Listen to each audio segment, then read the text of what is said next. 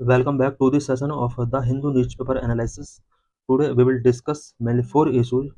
The first issue is Lok Sabha Speaker set in motion the process to remove High Court judge, and the second issue is how does satellite internet work, and third issue is related to BNS Section 152, and fourth issue is related to employment linked incentives scheme.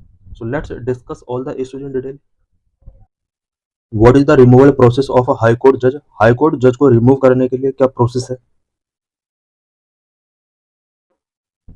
Lecture is important for GS paper 2, for prelims and for mains. Why in use? Lok Sabha Speaker set in motion the process of removing Justice Yashwant Verma of Allahabad High Court by admitting a motion signed by 146 members. Lok Sabha speaker ने Allahabad high court के justice Yashwant Verma को remove करने के लिए motion को admit कर लिया है। इस मोशन को 146 मेंबर के द्वारा साइन किया गया था। He constituting a 3-member inquiry committee to prove the charges against Justice Verma. Justice Verma के अगेंस्ट चार्जेस को प्रूव करने के लिए 3-member inquiry committee Lok Sabha speaker ने कॉन्स्टिट्यूट की है। The inquiry committee comprises 3 members. Inquiry committee के अंदर 3 मेंबर्स होते हैं, जिसमें एक सुप्रीम कोर्ट जज होता है, Madras high court chief justice इसमें इंक्लूड किया गया है, एंड कर्नाटक हाई कोर्ट के एक सीनियर एडवोकेट को इस कमेटी के अंदर इंक्लूड किया गया है। What is the impeachment process for जजेस इन इंडिया? इंडिया में जजेस के लिए इम्पीचमेंट प्रोसेस क्या होता है? Impeachment is a process by which a जज can be removed from office by parliament. किसी भी जज को रिमूव करने के लिए पार्लियामेंट के द्वारा इम्पीचमेंट एक प्रोसेस होता है। Impeachment is not mentioned in the constitution. Constitution के अंदर इम्पीचमेंट का प्रोविजन नहीं किया गया है।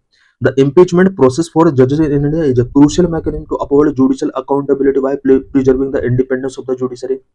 इंडिया के अंदर जजेस को रिमूव करने के लिए जो इम्पीचमेंट प्रोसेस गिवन है, ये जुडिशियल अकाउंटेबिलिटी को अपहोल्ड करने के लिए बहुत ही इंपॉर्टेंट मैकेनिज्म है, और इसके थ्रू जुडिशरी की इंडिपेंडेंसी को भी प्रिजर्व करके रखा जाता है।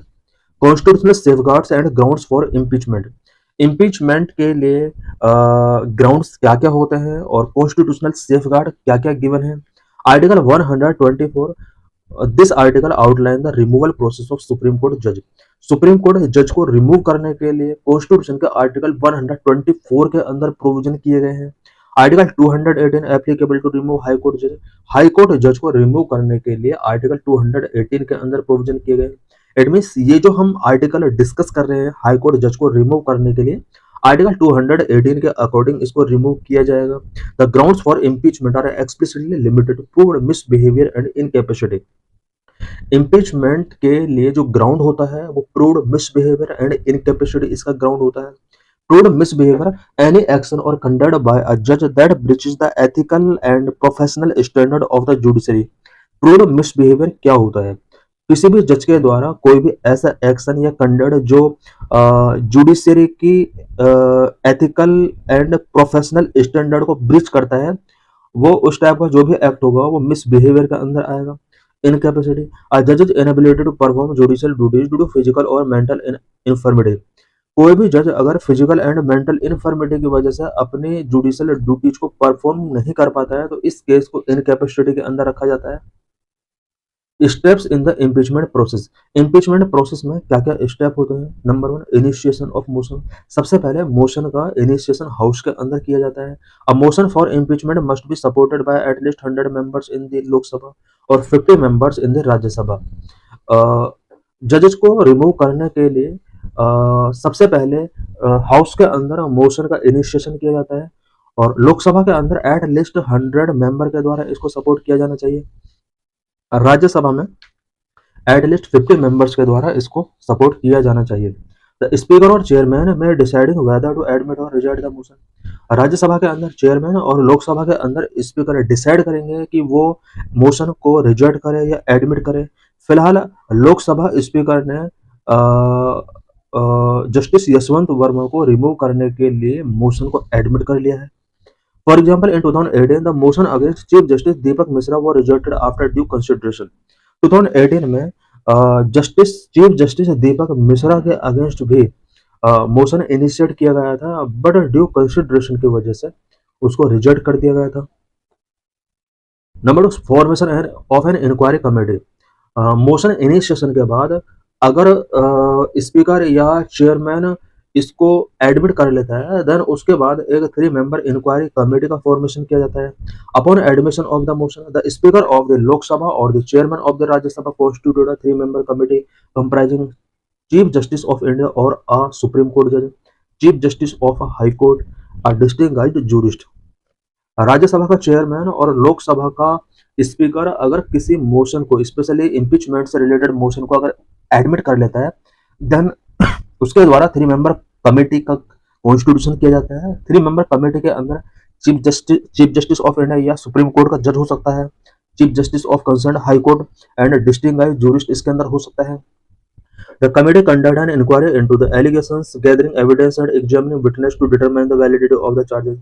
3 मेंबर कमेटी का जो मेन वर्क होता है वो एलिगेशंस जो भी पुट किए गए हैं उनकी इंक्वायरी कंडक्ट करती है, एविडेंस एंड एग्जामिन एविडेंस इससे रिलेटेड कलेक्ट करती है, साथ ही विटनेस जो भी है उनको एग्जामिन करने का इसका मेन इंपॉर्टेंट रोल होता है।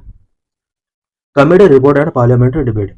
The committee submits its report to the presiding officer of the house where the motion was introduced. जिस हाउस के अंदर मोशन इंट्रोड्यूस किया गया है उस हाउस के प्रिसाइडिंग ऑफिसर को यह कमेटी अपनी रिपोर्ट सबमिट करती है। If the judge is found guilty of the alleged misconduct or incapacity, the report is debated in parliament. अगर कोई जज कमेटी की रिपोर्ट में गिल्टी फाउंड किया जाता है, देन पार्लियामेंट इस रिपोर्ट से रिलेटेड डिबेट करती है। Both houses of parliament must approve the motion with A special majority. Parliament का बोथ हाउस को स्पेशल मेजोरिटी के साथ इस मोशन को अप्रूव करना होता है। Special majority query a majority of the total membership of the house at least 2/3 of the members present and voting.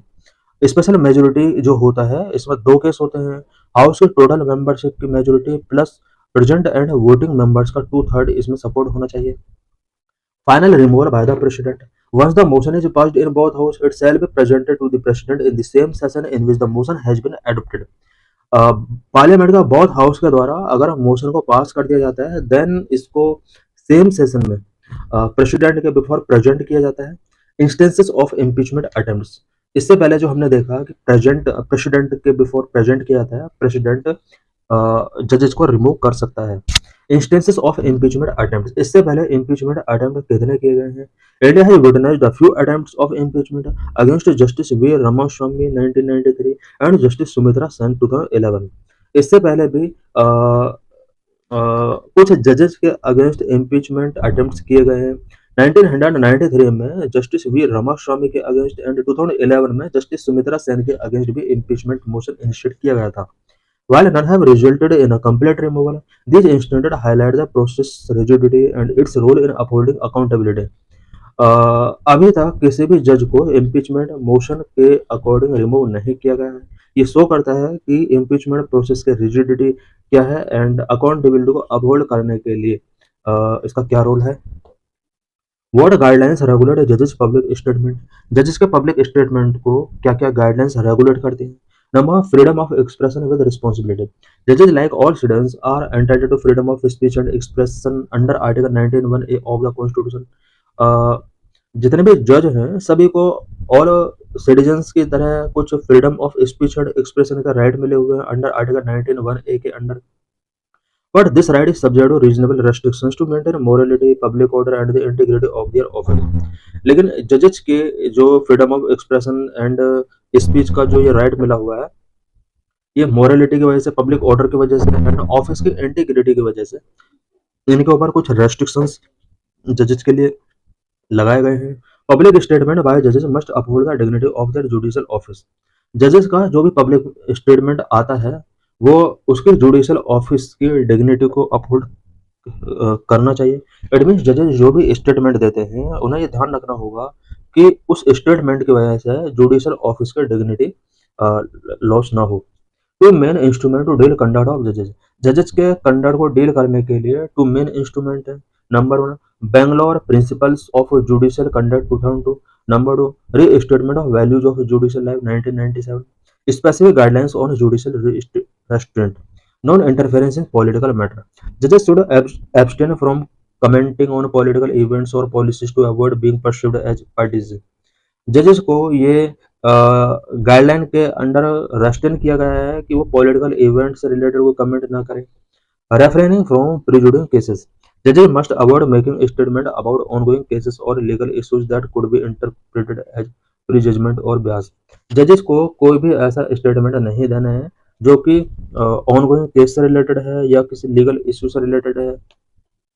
No participant in a controversial event. Judges should not participating in events or forums that could harm independence or align them with a specific ideology or group. जजेस के लिए ये भी यहाँ पर guideline है कि वो किसी भी इवेंट में पार्टिसिपेट नहीं करेंगे जिसकी वजह से जुडिशरी की इंडिपेंडेंस हार्म हो सकती है या किसी भी स्पेसिफिक आइडियोलॉजी या ग्रुप के साथ उन्हें अलाइन नहीं होना है। This is means related question. In this lecture, we will discuss about satellite internet. How does satellite internet work? Why in use? Reliance Jio and Bharti Airtel have partnered with SpaceX Starlink to provide satellite internet in India. India में satellite internet provide करने के लिए रिलायंस जियो and Bharti Airtel ने space x Starlink के साथ partnership agreement किया है। About Starlink, Starlink is a low Earth orbit satellite constellation comprising over 7,000 satellites that provide internet to users via ground terminals. Starlink एक लो earth orbit satellite constellation है जिसके under about 7,000 satellite comprise हैं जो कि ground terminals के through users को internet provide करेगा। This is owned by Elon Musk SpaceX and is available in around 40 countries.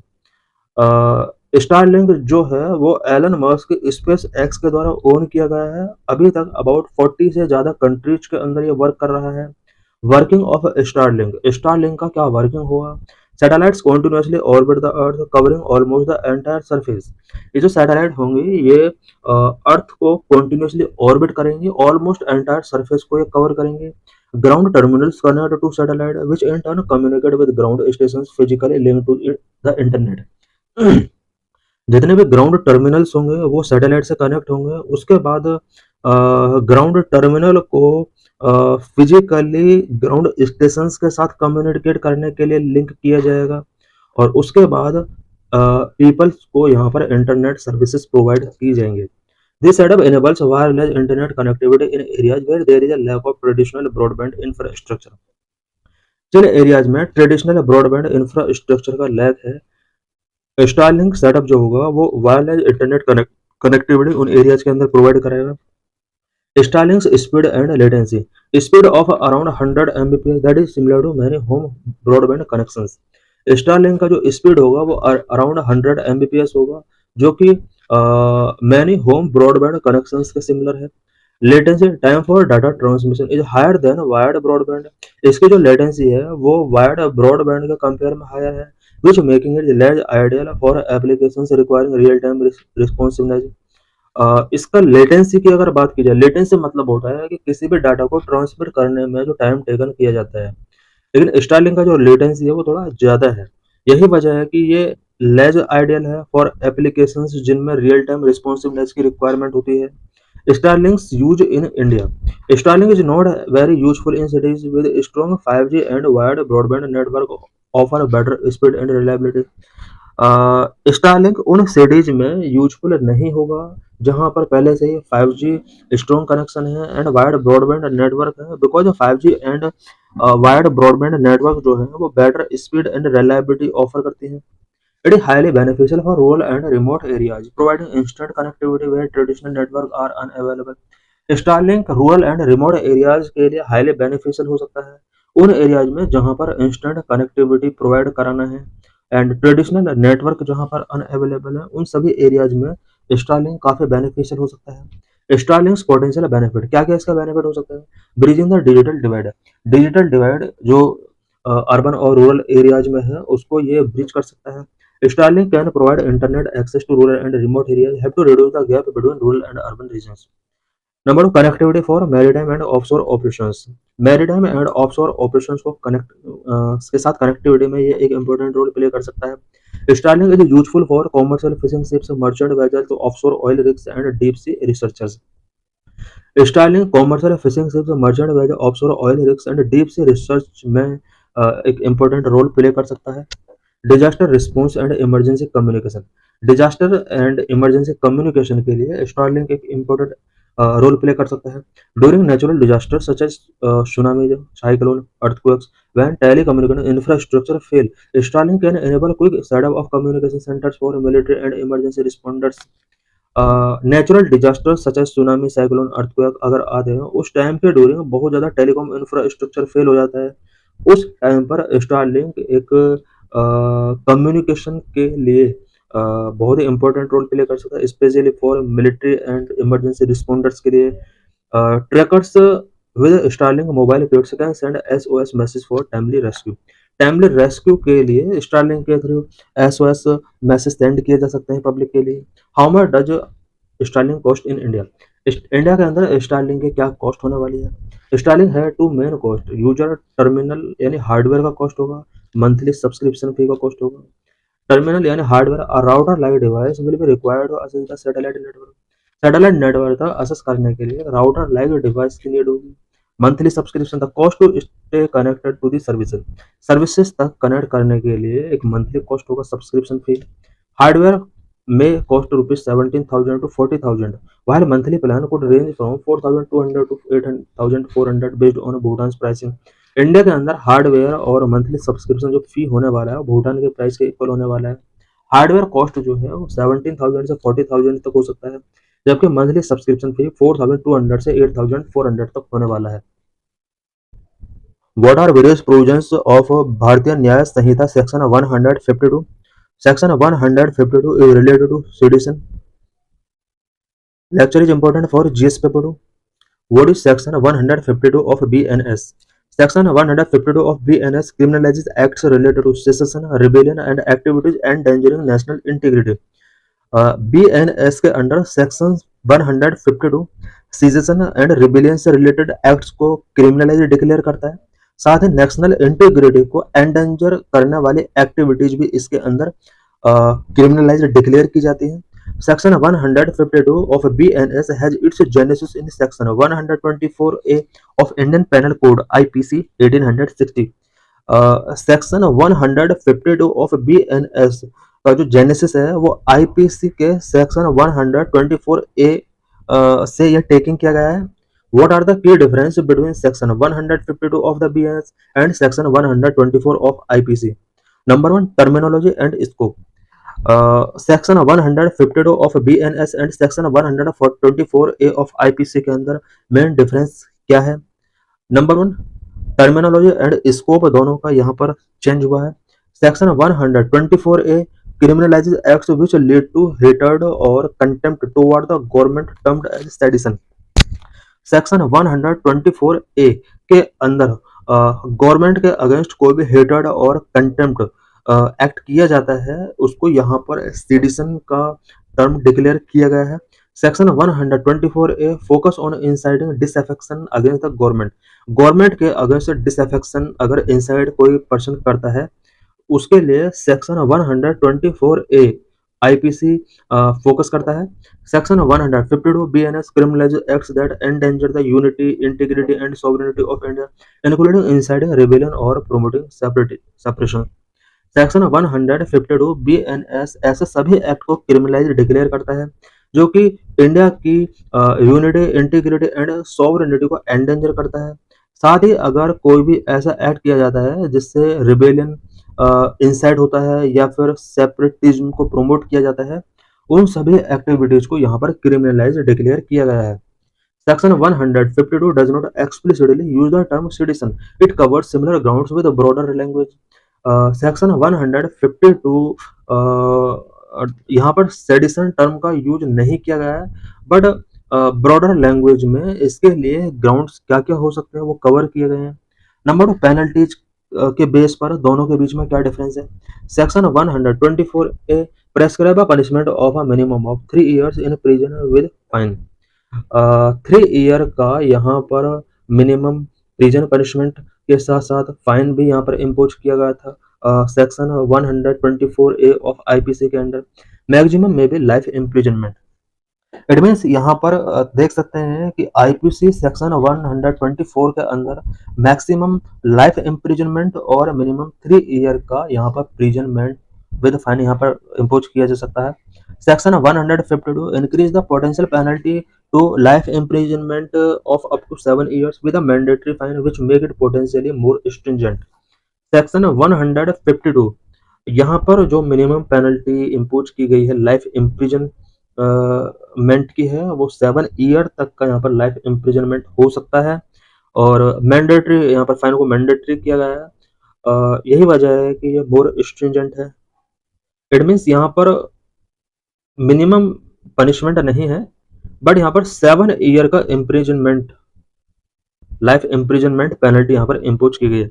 It means अगर सेडिशन चार्ज लगता है तो 7 ईयर का यहाँ पर लाइफ इम्प्रिजनमेंट श्योर है।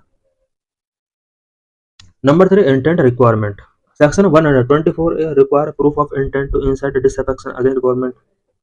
सेक्शन 124 के अंदर गवर्नमेंट के अगेंस्ट कोई भी अगर डिससेटिस्फेक्शन होता था पब्लिक का तो उसके लिए प्रूफ गिवन करना होता था। Section 152 lower this threshold of proof of intent by allowing prosecution if a person knowingly share information that could incite rebellion और separatism regardless of malicious intent. How does section 152 impede freedom of speech and legitimate dissent. Section 152 किस तरह से freedom of speech को effort कर सकता है। Number one dilute right to free speech. Right free speech का जो राइट मिला हुआ है पीपल को उसको डायलूट करता है। The unclarity of what constitute an act endangering unity sovereignty of India can lead to a chilling effect on free speech because BNS section 152 के अंदर यूनिटी सॉवरेनिटी को एंडेंजर करने वाली एक्ट को यहाँ पर डिफाइन नहीं किया गया है, उसमें अनक्लियरिटी है और यही वजह है कि फ्रीडम ऑफ स्पीच को काफ़ी अफेक्ट कर सकता है। Number 2 potential for abuse. Lack of clear definitions and broad language in section 152 allow for expensive interpretations by enforcement authorities. Section 152 के अंदर ब्रॉड लैंग्वेज एंड डेफिनेशन को क्लियर नहीं किया गया है और इसकी वजह से इन्फोर्समेंट अथॉरिटीज जो हैं वो पीपल को कहीं ना कहीं एक्सप्लोइट कर सकती है। This can result in legitimate expressions of dissent being criminalised under the guise of national security. National security के नाम पर यहाँ ज़्यादा से ज़्यादा पीपल को डिसेंट की वजह से क्रिमिनलाइज डिक्लेयर किया जा सकता है। Number 3 judicial oversight. The Rajasthan High Court emphasized that Section 152 of BNS should not be used as a tool to suppress dissent but rather as a protective measure for national security. Rajasthan high court ने emphasis किया है कि BNS section 152 का use decent को suppress करने के लिए tool के तौर पर नहीं किया जाना चाहिए बट नेशनल सिक्योरिटी को एक प्रोटेक्टिव मेजर के तौर पर इसका यूज किया जाना चाहिए। To ensure that legitimate criticism is not equated with sedition, it called for careful application and judicial oversight.